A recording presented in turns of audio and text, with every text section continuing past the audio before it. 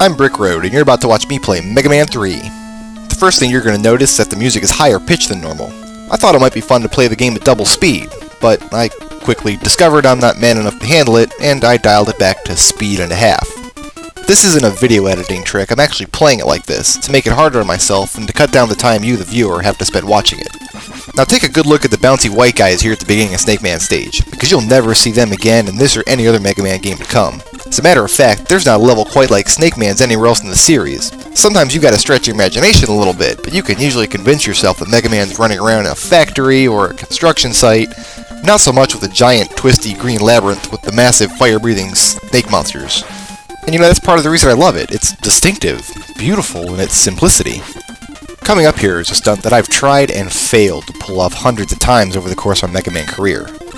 Namely, landing in that little gap between the wall and the ladder. It's a lot harder than it looks like it should be, and I guarantee it would be worth 10 points if this game were an Xbox Live download.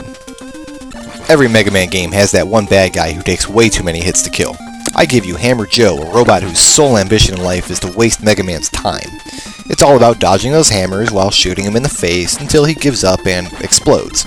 And no, they're never found in spots where it's safe to just ignore them.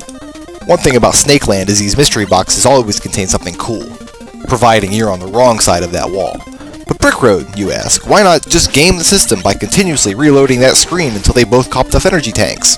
It's because they don't actually respawn after you shot them once, and I'll be honest, the only reason I went on so long about them is to have something to talk about during the redundant giant snake monster fight. We're heading into the home stretch now, leaving behind the writhing mass of snake meat and taking to the skies. This last part of the level is a series of narrow towers, some of which contain rising cloud platforms. It's important to hop just as the platform emerges from the tower. Due to a glitch, it'll otherwise cause Mega Man to slip off and fall to his death. Featured here is another monster unique to Snaketopia, Mega Man's version of the Bullet Bill. If you've got the timing down, you can force them to shed their outer cloud layer so they rocket harmlessly over your head, a strategy that works particularly well on this last series of jumps just outside the gate. Except, of course, for this last one, which spawns right at crotch level. It should be pretty easy to see why I picked Snake Man first. Move forward into this safe spot right here, right at the beginning of the match. He jumps over your head, leaves him locked in a nice, predictable pattern. It really doesn't matter what his weakness is, since I don't have any weapons yet, but at this point it's just a matter of hitting him more often than he hits me.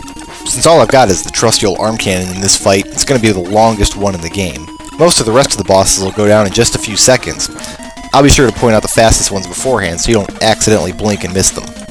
Hey, wouldn't a no damage kill have been a cool, flashy way to start this thing off? Yeah, I think so too. And that about wraps up the first level of Mega Man 3. Time for me to get equipped with Search Snake, jot down my password, and take a break. You should probably go to bed too. You've got work in the morning. See you guys next time.